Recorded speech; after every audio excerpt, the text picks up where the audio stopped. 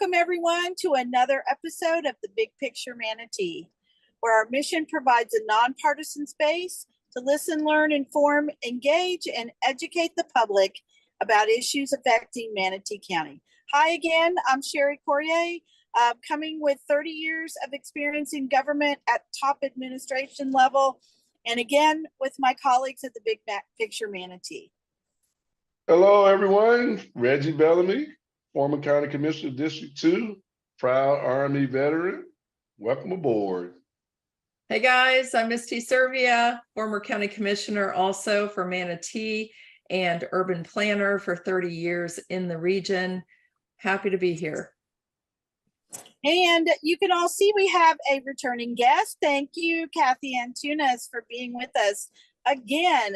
We can't get enough of this information about dark money and becoming more educated. So we really appreciate you being here. And as we do start our program, we always like to remind everyone that the views expressed here are our own and not reflective of the Big Picture Manatee as a whole. So getting started, let's just let our viewers, again, if anybody's new tuning in, a little bit about Cathy is that she's the host of The Detail.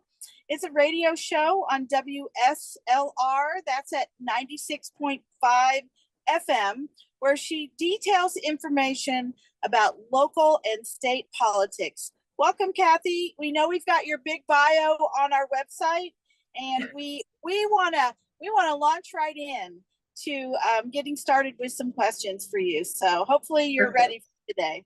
Yes, thanks so much for having me. Great. Yeah, so just jumping right in, and both sessions have been great and very, very informative. But now we're here, and we're ready to talk about, what do you think about, some strategies as far as we have an election coming up in 2024. How dark money, and what strategies may be used with dark money in the 2024 election. Yeah, so I think it's important, I don't see this getting better anytime soon. And the best way to improve the local representation is to have educated voters, and for voters to understand that there are lots of people out there who want to influence them. So not necessarily for the greater good, right?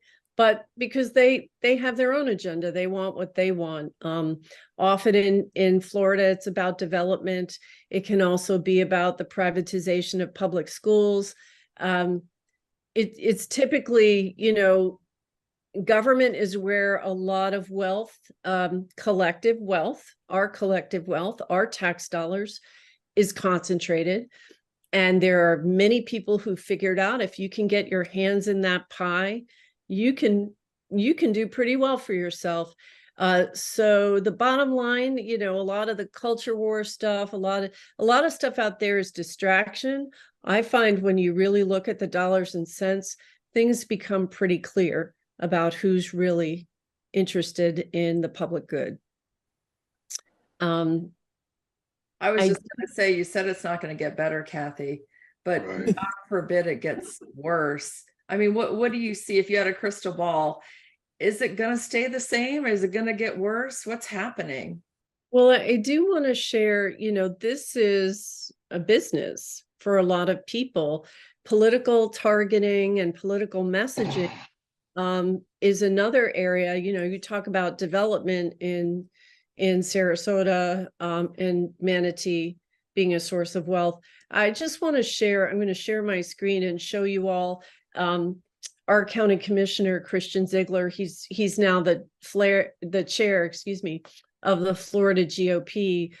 He has a company, and this is from his 2020 financial disclosure. It's called Micro-Targeted Media. And micro-targeting is a very specific technique using profiles of voters to target messages. There's actually been legislation in Congress to get rid of micro-targeted political messaging, but that is a big business for Mr. Ziegler. So you can see here his county commission salary, 88,000. But the year 2020, the income from micro-targeted media was over $300,000.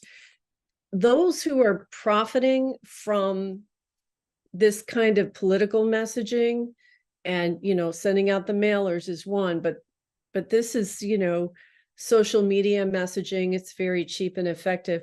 They're not going to want it to go away anytime soon. And for us to understand that our personal information is being used to create, certain messaging going to particular demographics, and this is happening locally too, is important, so that you look at all when you're bombarded. Like, I'll go on YouTube during the school board campaign, and I was getting over and over and over again the same 15-second political ad for a particular candidate, which told me a couple of things. One is that candidate had a ton of money to spend, right? And they knew enough about me and had gotten enough information about my demographic that they were investing in hitting me with the same message over and over and over again. And doing what I do, I'm like, I don't like that, and I know what that means. I know it means they've got these big piles of cash and they're trying to buy the election. It feels creepy, doesn't it? Like, it's almost like those ads, like when you've been shopping for a lawnmower and then all of a sudden you're getting 3 or 4 different companies trying to sell you a lawnmower. It's like, ooh, what?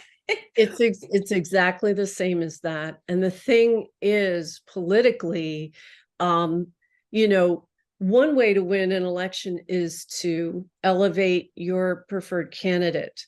Another way is to trash or put out misinformation or suppress the vote for the candidate that you don't want to win. And we've seen this politically with national races where certain targeted groups were given the wrong day to go vote. Oh, election day is Wednesday. And the problem with the micro-targeting is a candidate can be speaking out of both sides of their mouth, but you're not able to know it because only certain people are getting the message, which is why Congress has looked at outlawing it. There's a lot of remedies that could help, but in the meantime, we have just got to get smarter about how we're being influenced. And that was one of the main reasons I wrote my ebook, Local Dark Money. Yeah, tell us a little bit more about your ebook. Right. So, I began really noticing, and it was the school board race in 2015 where Frank Kovach, and this was in Sarasota County, said, things had gotten very different. The 2014 school board race was a 6-figure race. He said, when I first started, this was 10 grand. I don't like the environment anymore. I started researching dark money then and realizing the gentleman who ran unopposed to replace Mr. Kovach, Eric Robinson, was heading up. And in my dark money research, he was a treasurer and an officer in just pack after pack after pack. And so I started really taking a look at these political committees who were active locally, who was donating to them, and how the money churned from one pack to another. And so what my ebook does is it uses a lot of diagrams and simplifies something that's pretty complicated, basically shows the voter, who's really trying to influence your vote and just how much money is involved in local elections.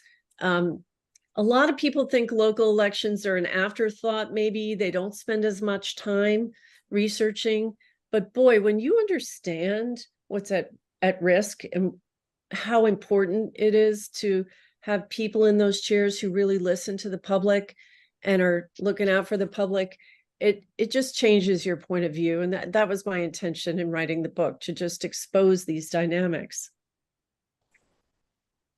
It seems like those efforts have elevated. You mentioned the negative ads, as as we've been in our communities for longer, you start to see more of that.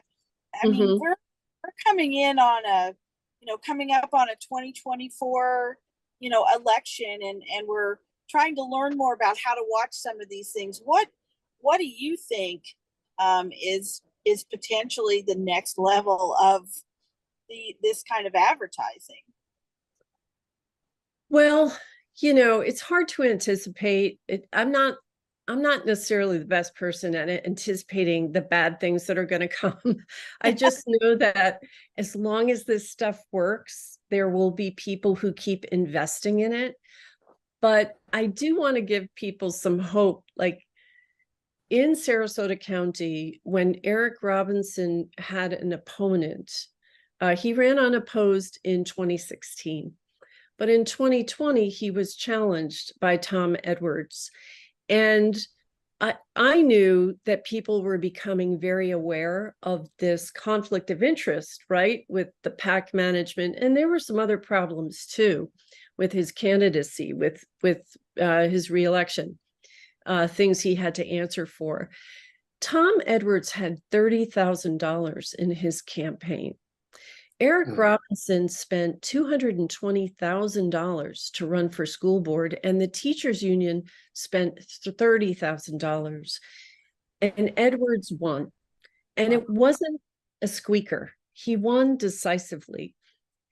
What that says to me is that when people really understand this conflict of interest, when people really see that somebody is there because they're, they have this huge advantage financially. And then, with Mr. Robinson in particular, because he was managing so many PACs and he was making serious money, right, from doing that work, the question becomes, who are you really working for?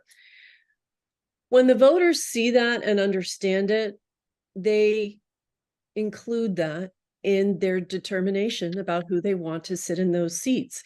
For me, that's always going to be the best situation. And that's what we need to strive for, is to inoculate our community from all of this money with understanding, with a healthy skepticism. Talk to your neighbors about who these people are. Do not go in the voting booth not knowing the local candidates and what they stand for and who's funding them. Be suspicious if you're getting an avalanche of mailers weeks before the campaign, or right at the end of the campaign. I know a lot of people like to vote early. I'm an election day voter. I really enjoy voting on election day. But just don't take your local races for granted. And once you start really paying attention, I think it's surprisingly addictive. I think people will find that their local politics is very important and worth paying attention to. I always said that local politics has a bigger impact on your life than national. Everybody gets excited about those presidential races, but that really translates to very little in our day-to-day existence. I really appreciate the work you do, Cathy. Thank you. Well, I appreciate all of you, and thank you for asking me to share this. And I am updating my ebook. When I have the update, I'll share that with you too. Hey, I don't know if we have time. I do have one more quick question about, I've seen a lot of texting now, with the technology. Not only are we seeing the postcards, which are a certainty, people get those, and by the time they dump them in the recycle bin, they've already received the message that was intended. But now with the text messages, and that's just, to me, that's really ratcheted the game up. Yeah, the text messaging is interesting too, because they often don't have disclosures on them. And again, they're often delivered with this micro-targeting aspect that you have been chosen. You have to wonder, why are they choosing me to get this text message? Why this particular information is being shared with me? How did they get my phone number? A lot of people find them annoying, but your voter record is a public record. And so often, you know, they will get this information. But political committees, it's really cheap to send out text messages, and political committees are using that. The PACs are using that way to reach you too. So again, I think it would be very useful for Congress to outlaw micro-targeting when it comes to politics. It's created a lot of disruption and misinformation. And, you know, we deserve as voters to have some protection regarding our personal information. Yeah, we recently had an incident here in Manatee County where information, more than just your voter record, but more information became public record. And as you were speaking, I was thinking about any citizens that were involved in that, and how even, you know, any of us get these text messages. But you're right. You showed us a considerable amount of detailed information that's available on the state's public website on our last episode, and who's putting money in and how it's transferring back and forth. And I think that the average everyday citizen doesn't understand the magnitude or volume of this lucrative work that these people are doing in these candidacies. Yeah. You know, a lot of times it gets down to, even though it's so simple, I mean, it's so complex, right? But, you know, if it looks like a duck and it walks like a duck and it talks like a duck, it's a duck. So if you find somebody just has so much money and you're getting mailer after mailer after mailer, I can tell you right now, most grassroots they don't have that money. Not even most, none that I have ever seen can put out mailer after mailer, text message after text message. When that's happening, you have to ask, who's this person really working for? Are they bots? You know, is this a candidate that's going to do the bidding of the people who are funding all this messaging? So just to keep it really simple, you know, with a full court press, if you're getting the full court political press, you gotta guard, you know, you gotta go, wait a minute, something's wrong here. This doesn't look right. It's a duck, you know? And I would just say this to our listeners, you know, elections have consequences, and there's a lot that go on behind the scenes. And Cathy, thank you for your insight and your work that you're doing with research, you know, on dark money. But this information is more for our listeners and people that are actively engaged in voting. And make sure you are aware that these things are taking place. And I like the word avalanche, because if you don't go out and vote based on the advertising and the marketing that takes place, it's going to be an avalanche. And we're kind of dealing with that right now with some of the concerns that are going on in the political industry. So I would just mind our listeners to, you know, thank Cathy for the information, but more importantly, obviously elections have consequences, and make sure you do your research. Yeah. Well, Talk to your neighbors. So Cathy, before we stop today, remind us how we can get a hold of your ebook. Yeah, so actually if you just Google, it's local dark money, Cathy Antunes, it may pop up that way, but you can go to my blog, thedetail.net. And at thedetail.net, I have, you know, a blog post with the local dark money. It's also on my Twitter profile, which is at Cathy C. Antunes. And it's probably a 45-minute to an hour read. It's pretty simple. And most people, when they finish it, are sort of like, oh my gosh, I had no idea, you know? So yeah, it's a good investment in just civic understanding in what's going on in our elections. So thank you for asking that. Yeah. Oh, great. Well, I know we've had 3 opportunities to speak with you, and each time there's more questions. But you've been educating not only us, but the public. And we thank you for that. And we want to we just want to find out if you'll come back later on in the year with us as these elections really start to ramp up and we can look a little deeper. Would you? Absolutely. I'd look forward to it. Oh, that's great. All right. Well, Thank you. Thanks for watching today, everybody. And the wealth of knowledge that we've received, educate yourself and remember, if you want to go back and watch the episodes to kind of get a little bit more detail again and just hear Cathy's explanations and see some of the examples, you can find us on YouTube at our channel, The Big Picture Manatee. When you're there, like us and then subscribe. And if you haven't already, you will be getting all of our updated episodes and all the access and announcements. Also, we're on Facebook at The Big Picture Manatee and at our website, thebigpicturemanatee.com. So thank you again, Cathy. It's been a pleasure having you here. We appreciate it. Take care, everyone. We'll see you on our next episode. So long, Bye-bye. everybody. Thanks. Thank you. Bye-bye.